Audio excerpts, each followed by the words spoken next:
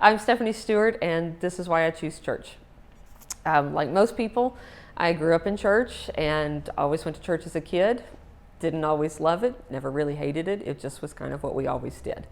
And Rick also grew up going to church, and so we just always went to church from the beginning of our relationship.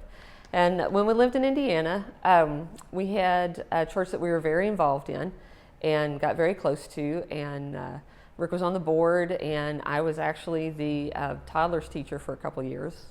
Don't tell Missy. So we moved to Maysville and decided that we had earned a break from church. And eventually we did feel like, felt kind of compelled to go back, because that's what we had always known, and you just do what you've always done. And so we looked around at a bunch of churches, which we liked, and we got very involved there as well. Then some things happened, and I started evaluating a lot of things that were going on in our lives, and we kind of took a look at what they believed and what I thought about what I believed, and then I realized we didn't believe the same things.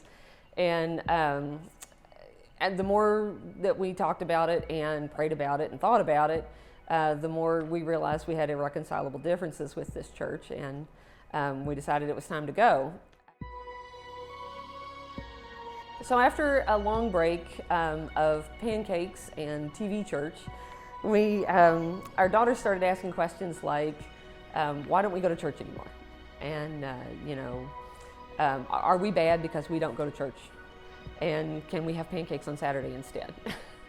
And so we felt like, we had to be grown-ups and put some things aside and give it another try, and because we want to do what was right for our children. And so we went back to the drawing board, and we tried a bunch of churches, and we get the Sunday paper out, or the Saturday paper, I guess, and look in the church section and try to find a service somewhere in town based on about what time it was that we were looking in the paper, and just give it a shot. Tried a bunch of them, and we had even actually gone to MCN and heard Kevin preach once, and we just kind of thought, I was ready to throw in the towel, and I thought, any place is fine, just pick one. And we said, we'll go back there, we like him, we'll just deal with the rest of it. And when we got back there, he was gone, and the pastor was gone, and everybody was in a tizzy. And I thought, I'm done. That's it, no more. Churches are so screwed up, I want nothing to do with any of them. And I was always able to separate God from church, because they're not the same thing. And so I never turned my back on God, but I was ready to turn my back on church. I was pretty much done with it. It was pancake time. But as I sat and looked at my daughters across the table, I realized that this wasn't about me. It was about them. And I would have to just come to grips with the fact that I was going to kill hours, valuable weekend hours on a Sunday morning, if it meant my daughters could have a chance at having a relationship with Jesus, and that was far more important. So just a couple of weeks after kind of realizing that and kind of just coming to grips with it again, here we go again, Hadley Ferris invited us to Crosspoint. Crosspoint wasn't even really a church at the time, but she said, it's a different kind of church, and their focus is on kids. And I thought, wow, I don't recall asking, but thanks, God, that's pretty great. So we came, and we didn't hate it, and we came back. And every Sunday, Rick and I would look at each other and say, well, we didn't hate it, I guess we'll go back. But it was hard to put away all that animosity that had built up over the years through the churches. And through all the rounds that we had gone through, it was kind of tough. You don't just let go of that really easily. And Rick would sit in the bleachers and kind of lean back and say, go ahead, preacher boy, what do you got?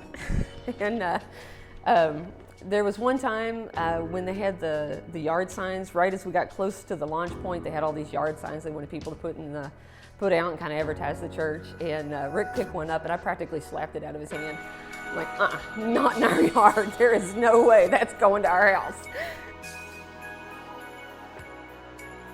But we did kind of get over it a little bit, and I just kind of had to grow up and think about it. And then one by one, I was able to forgive the churches that had failed us in varying ways over the course of our lives. I realized that most of them were just people doing the best they could with what they had. And so I forgave all the people that were there and all the churches, and I forgave everybody that was clueless and heartless and brainless. And I realized that I had been all of those. That I was also clueless and heartless and brainless, all in my turn. I've learned a couple of things through this. The biggest thing that I've learned is that our church is about kids, but it can be about you too. God takes you obviously wherever you are, and our church does too.